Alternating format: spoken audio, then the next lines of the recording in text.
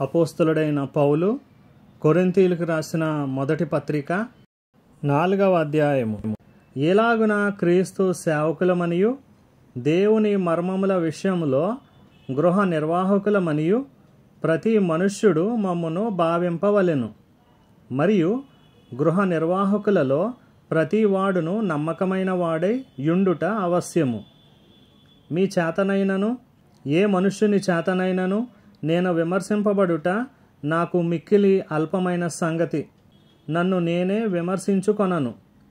నాయందు నాకు ఏ దోషమును కానరాదు. అయినను ఇందువలన నీతిమంతుడునుగా ఎంచబడను. నన్ను విమర్శించువాడు ప్రభువే.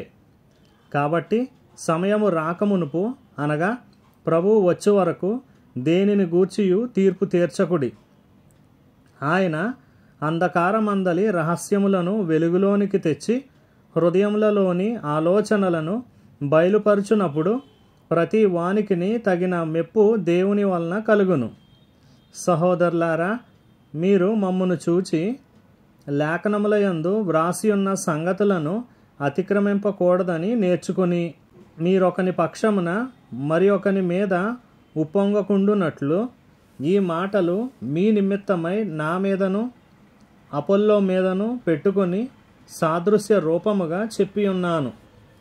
ఎందుకనగా నీకు ఆధిక్యము కలుగజేయువాడెవడు? నీకు కలిగిన వాటిలో పరుని వలన నీవు పొందనిది ఏది? పొందియుండియు పొందనట్టు నీవు అతిశయింపనేలా? ఇదివరకే మీరేమియు కొదువలేక తృప్తులైతిరి. ఇదివరకే ఐశ్వర్యవంతులైతిరి. మమ్మను విడిచిపెట్టి మీరు రాజులైతిరి. అవును, మేమును మీతో కూడా రాజులమగునట్లు మీరు రాజులగుట నాకు సంతోషమే కదా. మరణదండన విధింపబడిన వారమైనట్టు దేవుడు అపోస్తలులమైన మమ్మును అందరికంటే కడపట ఉంచి ఉన్నాడని నాకు తోచుచున్నది. మేము లోకమునకును దేవదూతలకును మనుష్యులకును వేడుకగా నున్నాము. మేము క్రీస్తు నిమిత్తము వెర్రివారము, మీరు క్రీస్తునందు బుద్ధిమంతులు. మేము బలహీనులము, మీరు బలవంతులు. మీరు గనులు, మేము గణహీనులము.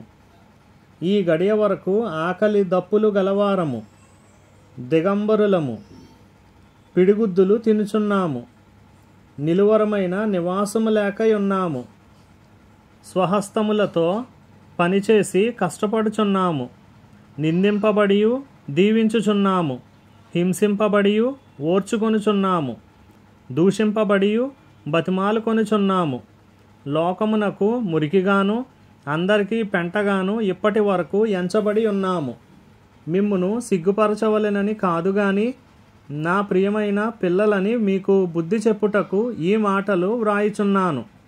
క్రీస్తునందు మీకు ఉపదేశకులు 10,000 మంది ఉన్నను తండ్రులు అనేకులు లేరు.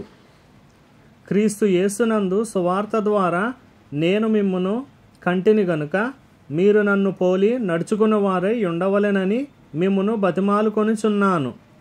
ఇందు నిమిత్తము ప్రభువునందు నాకు ప్రియుడును నమ్మకమైన నా కుమారుడు నగు తిమోతిని మీ యొద్దకు పంపియున్నాను. అతడు క్రీస్తునందు నేను నడుచుకొను విధమును అనగా ప్రతి స్థలములోను ప్రతి సంఘములోను నేను బోధించు విధమును మీకు జ్ఞాపకము చేయును. నేను మీ యొద్దకు రానని అనుకొని కొందరు ఉప్పొంగుచున్నారు. ప్రభువు చిత్తమైతే త్వరలోనే మీ యొద్దకు వచ్చి ఉప్పొంగుచున్న వారి మాటలను కాదు వారి శక్తినే తెలుసుకొందును. దేవుని రాజ్యము మాటలతో కాదు శక్తితోనే ఉన్నది. మీరేది కోరుచున్నారు? బెత్తముతో నేను మీ యొద్దకు రావలెనా? ప్రేమతోనూ సాత్వికమైన మనస్సుతోనూ రావలెనా?